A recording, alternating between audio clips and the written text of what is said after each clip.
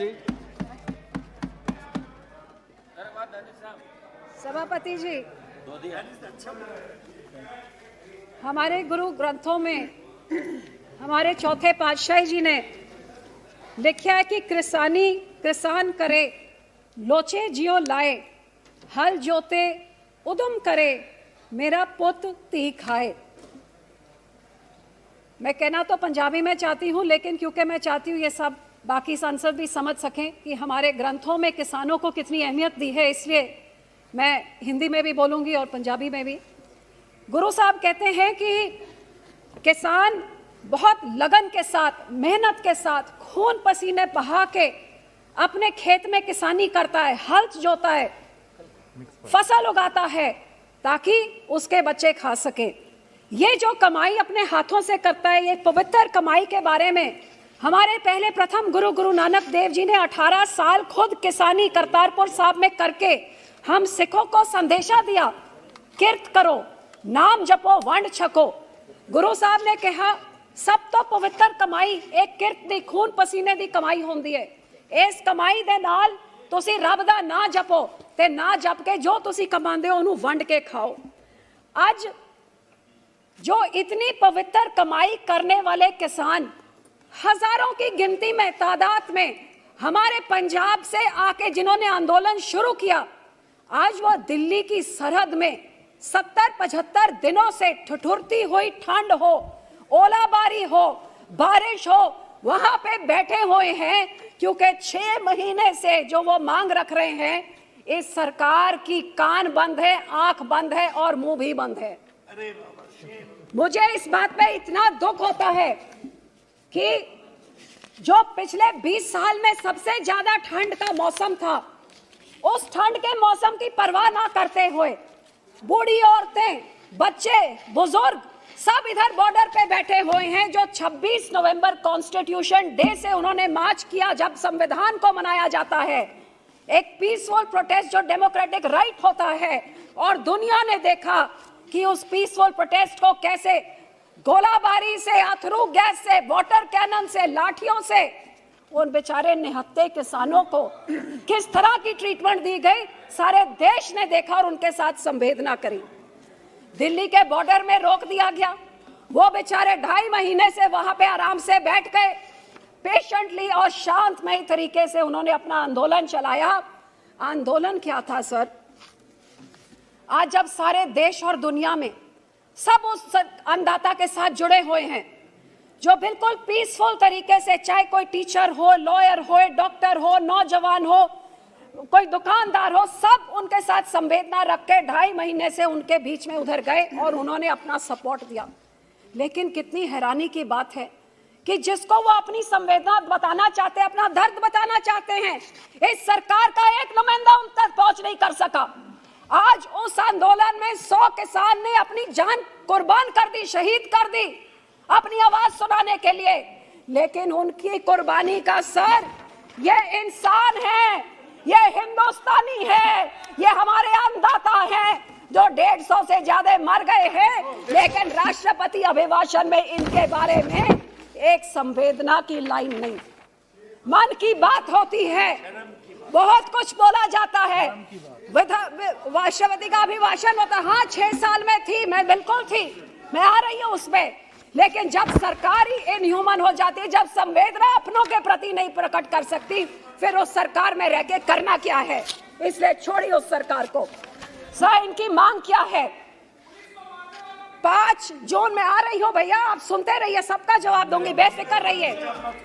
5 जून को कोविड की आड़ में जब लोग घरों में बंद थे, एकदम एक ऑर्डिनेंस लाया गया, ना किसान से पूछा, ना सलाह मशवरा किया, ना उसने मांगा, पकड़ के उसके ऊपर थोप दिया गया ये ऑर्डिनेंस, जिससे किसान के मन में डर पैदा हो गया कि इस ऑर्डिनेंस के आने से मेरी एमएसपी खत्म हो जाएगी, मेरा मंडीकरण सिस्टम खत्म हो जाएगा, मैं अपने ही खेत में जब मेरी जमीनें पूंजीपतियों के हाथों में आ जाएगी, मैं मजदूर बन के रह जाऊंगा। किसान के मन में ये डर आ गया। सर, आज मैं इस सदन से मैं बताना चाहती हूँ, ये मेरे मंत्री साहब सब बैठे हैं यहाँ पे, जब ये ऑर्डिनेंस आया मैंने उस टाइम भी प्रार्थना करी पूरी कैबिनेट से कि आप इस ऑर्डिनेंस को पहले सलाह मशवरा करके लेके आइए, क्योंकि किसानों के मन में ये वहम है। लेकिन इसके बावजूद ये ऑर्डिनेंस बना दिया गया और मुझे विश्वास दिलाया गया कि इसको कानून बनाने से पहले इस किसानों की सारी संवेदनाओं को दूर किया जाएगा। आप देखिए कि कितनी हैरानी की बात कि यहाँ पे जब मेरे पार्टी के लीडर में ये जून में आता है, जुलाई में हम चिट्ठी लिखते हैं, हमें बोला गया बहुत अच्छा कानून है, आप लोगों के पास लेके जाइए। जब किसानों के पास लेके गए तो किसानों से उनकी संवेदना पता लगी, उनकी आशंकाएं पता लगी और वो एक चिट्ठी में डाल के जुलाई के महीने में खेतीबाड़ी मंत्री को भेजी गई, जिन्होंने कहा फिक्र ना करिए, ये सारी शंकाएं हम दूर करेंगे। लेकिन अब हमारी हैरानी देखिए कि सितंबर के महीने में मॉनसून सेशन आता है और सेशन आते सारी पहला बिल टेबल हो जाता है। ना किसान से बात करी, ना सलाह मशवरा किया। वो रेल की पटरियों में जून के महीने से पंजाब में आंदोलन रच रहा था। हाँ, ये कांग्रेस के बारे में भी जरूर कहूंगी, 2019 में जेएन के मुख्यमंत्री अमरिंदर सिंह ने पैरवाई करी होती तो ये 100 किसान जो 150 मर गए ये शायद आज जिंदा होते। ये इनकी भी देन है, इनकी देन है तो उनकी भी बराबर की देन है। और फिर इसका जब सेशन पे आया, उधर भी हमारे इधर मंत्री जी से पूछे, राजनाथ जी बैठे हैं, नड्डा जी बैठे, सबके पास गए कि आप सलाह मशवरा करिए, बिना इसको मत लेके आइए, देश में आग लगेगी, किसान सड़कों पे उतर जाएगा। उधर आपको चीन घुस आंखें दिखा रहा है, इधर कोविड की मार हिंदुस्तान की जनता लड़ाई लड़ रही है, आप क्यों किसानों का आंदोलन खड़ा कर रहे हैं? लेकिन एक बात, सबसे पुराना एलआई जब आपके साथ 2 एमपी होते थे, कोई नहीं होता था, तब यह पार्टी आपके साथ खड़ी थी। ना मंत्री की सुनी, ना पुराने एलआई की सुनी, और आज किसान मर रहे हैं लेकिन वो किसान की भी नहीं सुन रहे। इससे और दुखद बात क्या हो सकती है सर? और ये किसान मांग क्या रहा है कि मैंने ये मांगा नहीं, आप कहते हैं मेरे वास्ते चंगा हैगा, मैनू नहीं चाहिए, मेरे को नहीं यही चाहिए, मेरे को नहीं चाहिए, आप वापस ले लीजिए। और ये मेरे लिए कोई कानून बनाना है तो मेरे सलाह मशवरा से बनाइए। आप एमएसपी का मुझे लाजमी लीगल मेरे को एमएसपी दीजिए और ये काले कानून वापस करिए। एमएसपी क्या है सर? Minimum support price. ये कोई बुरी चीज है? ये है 2011 में एक वर्किंग कमेटी के चेयरमैन कंज्यूमर अफेयर्स में, जो प्रधानमंत्री जी गुजरात के मुख्यमंत्री होने के नाते मनमोहन सिंह को वो अपनी रिकमेंडेशन देते हैं। और इस रिकमेंडेशन में 2011 में क्या कहते हैं प्रधानमंत्री जी? Enforce MSP. We should protect farmers' interests by mandating through statutory provisions that no farmer-trader transaction should be below MSP, sir. 2011 में जो मुख्यमंत्री के नाते वो मानते थे, तो प्रधान सेवक से प्रधानमंत्री होते होते आज क्या बदल गया? आज यही तो किसान मांग रहे हैं सर। और किसान के मन में डर क्यों है सर? ये जो रिकमेंडेशन उसमें दी है, as chairman of working committee साफ कहता है अनबंडलिंग। सर ये बहुत जरूरी चीज है। जो कह रहे हैं कि एमएसपी चलती रहेगी, सर इसमें लिखा है unbundling of FCI operation of procurement, storage and distribution. साफ रिकमेंडेशन चेयरमैन साहब की है कि एफसीआई को अनबंडल किया जाएगा, प्रोक्योरमेंट और स्टोरेज की डिस्ट्रीब्यूशन से हटाया जाएगा। और यही कारण है कि आज किसान के मन में इतनी बड़ी शंका है कि इतना बड़ा आंदोलन पिछले 3 महीने से बैठा हुआ है साहब। पर लेकिन इस सरकार की आप देखिए, इन्होंने कितना अहंकार कि पिछले 75 दिनों से ना ही किसी मंत्री को उधर भेजा, बल्कि ये आंदोलन शुरू होते सारी शुरू हो गया ये बिचौलियों का आंदोलन है, फिर ये माओइस्ट का हो गया, फिर ये नक्सल का हो गया, फिर ये आतंकवादी का हो गया, खालिस्तान का। ये बैठे हैं मंत्री एमपी, एक कहते थे पाकिस्तान और चाइना से ये हो रहा है, वो बैठी है मेरी बहन जो कहती थी ये तो आतंकवादियों का AK-47 लेके बैठे। भैया कौन सी AK-47 की खेती करता है कौन सा किसान? खालिस्तान है, पहले दिन से खालिस्तान। क्योंकि जब 11 राउंड ऑफ टॉक्स कर रहे थे तो क्यों खालिस्तानियों से, आतंकवादियों से आप बात कर रहे थे? सो सर मैं यही कहना चाहूंगी कि किसान के सुनने जब ये देश में खाने को नहीं होता था, ये किसान था। और सर आखिर में मैं एक चीज पे जरूर आना चाहूंगी, 26 जनवरी की बात बहुत करी जाती है, सर उस दिन में जो वायलेंस हुआ, हर एक को दुख है, वायलेंस नहीं होना चाहिए, लेकिन जो इंटेलिजेंस फेलियर हुआ है आज क्यों उसके बारे में कोई बात नहीं करता है। 25 शाम को जो एक स्टेज से ऐलान किया गया था कि जो डेजिग्नेटेड रूट है उस रूट में नहीं जाएंगे लेकिन लाल किले की तरफ जाएंगे, तो जे 25 शाम को पता था आप 4 घंटे में लॉकडाउन कर सकते हैं, चंद घंटों में नोटबंदी कर सकते हैं, एक रात पहले आपको पता आप एक रास्ता नहीं बंद कर सकते थे? कौन इसका जवाब देगा? और ये जिनके साथ जिन्होंने दानेश जी ने जिनका जिक्र किया है वो आज पकड़े गए हैं 2 हफ्ते के बाद। सर एक बात और, सर पर बहुत बात करी गई तिरंगे का अपमान। सर 2 मिनट सर, तिरंगे के अपमान के बारे में बात करी गई। अरे भाई सर, उस तिरंगे की अब बात कर रहे हैं जिस तिरंगे को लहराने के लिए 70% खून इस कौम का डुला था।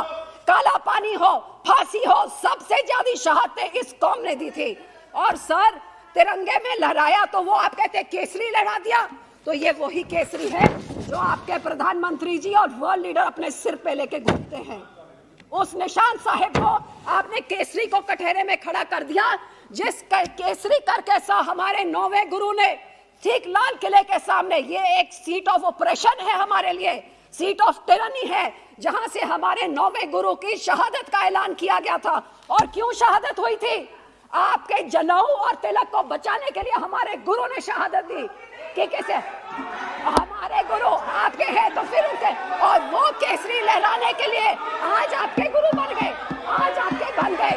और मैडम प्लीज कंक्लूड नाउ, के बच्चों को 400 साल बाद ये लोग आतंकवादी कह के उस केसरी को कटहरे पे खड़े कर रहे हैं, ये कहाँ का इंसाफ है सर? Last line. और सर जो जर्नलिस्ट सही कहानी बताए तो ये बोल रहे थे कि क्या था भाजपा के गुंज का हाथ, पूछ ले मनदीप पुनिया से, खोल लीजिए वेबसाइट, एक एक आपके भाजपा का वर्कर क्या कर रहा था बताया जाएगा।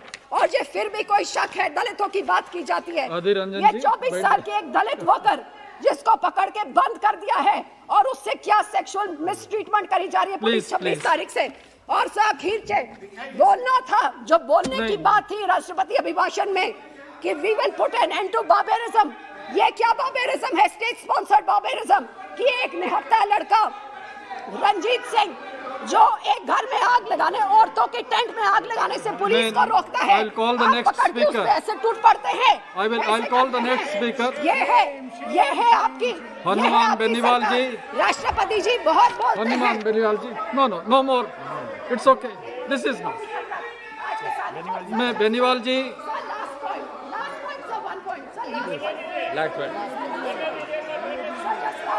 provided you say the last one, last point। Sir आखिर में अभी सारे जने बात कर रहे कि प्रधानमंत्री जी ने बोला कि ये आंदोलन जीवी, लेकिन सर उसके बाद एक और शब्द बोला था जो मेरे को मतलब नहीं पता था, मैंने खोल के देखा, वो कहते हैं परिजीवी। परिजीवी मतलब पैरासाइट। किसको पैरासाइट बोल रहे हैं? उस अंधाथा को पैरासाइट बोल रहे हैं आप जो अन्न पैदा करके पेट भरता है, या लीडरों को बोल रहे हैं? क्या चौधरी टकैत को पैरासाइट बोल रहे हो जिसको हमारे गुरुओं ने बेनीवाल जी, हनुमान बेनीवाल जी, नो मोर, ठीक है, ठीक, बेनीवाल जी, थैंक यू।